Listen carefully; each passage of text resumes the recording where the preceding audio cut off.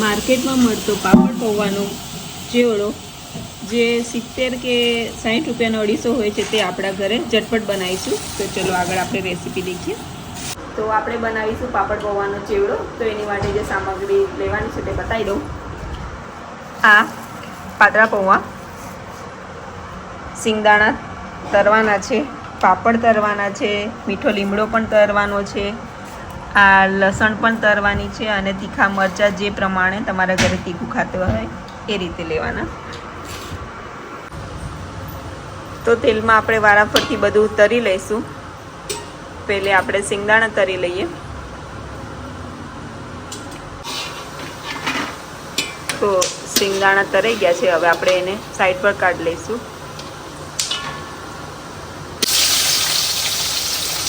તો હવે આપણે મરચાં જે કટ કર્યા હતા એને તરી લઈશું.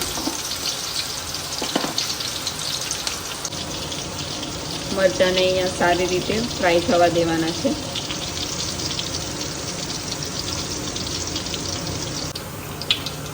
તો મરચાં આવા થાય પછી જ કાઢવાના, તો જ કડક રહે. તો હવે આપણે લસણને ફ્રાય કરી દઈશું.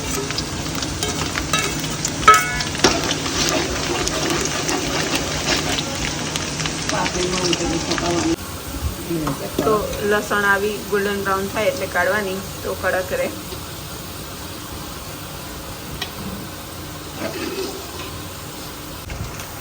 હવે આપણે કઢી પત્તાને તળી નાખીશું.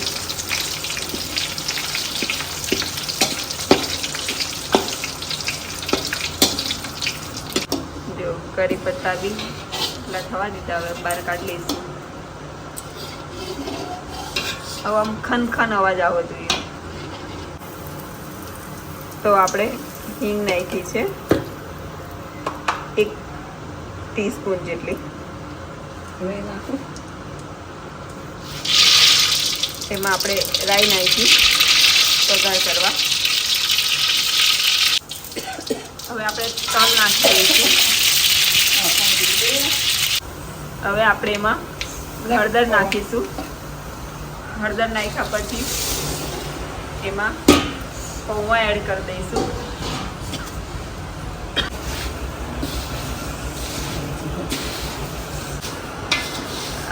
હવે આપણે પૌવાને સારી રીતે મિક્સ કરી દઈશું.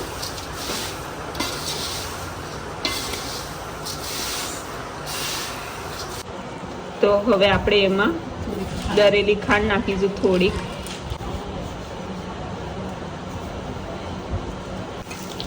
આપણે જે સિંગદાણા તરીને નાખ્યા હતા એ નાખી દઈશું. આ મરચાં અને લસણ જે તરેલી હતી એ નાખી દઈશું. અને આ લીમડો એને થોડુંક ક્રશ કરી નાખવાનું, એટલે કોઈ કાઢે જ ના. આપણે આ બધાને સારી રીતે મિક્સ કરી દઈશું.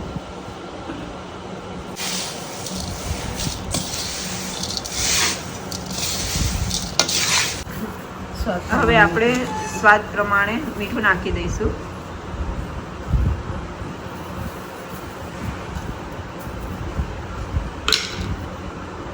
તો હવે આપણે આ સાઈડ પાપડ તળી નાખીશું. તો અહીંયા આપણા પાપડ તળાઈ ગયા છે. તો હવે આપણે પાપડ જે તળી કર્યા છે એને ભૂકો કરી દેવાનો. આમાં આપણે કોપરું પણ તળીને નાખી શકીએ છીએ, એ પણ સારું લાગે. તો એને હવે આપણે સારી રીતે મિક્સ કરી દેવાનું છે. બસ, તો આને હવે આપણે સારી રીતે મિક્સ કરી દઈશું. આમાં આપણે પેલી ઝીણી સેવ પણ નાખી શકીએ છીએ. તો તૈયાર છે આપણો પાપડ પૌવાનો ચેવડો.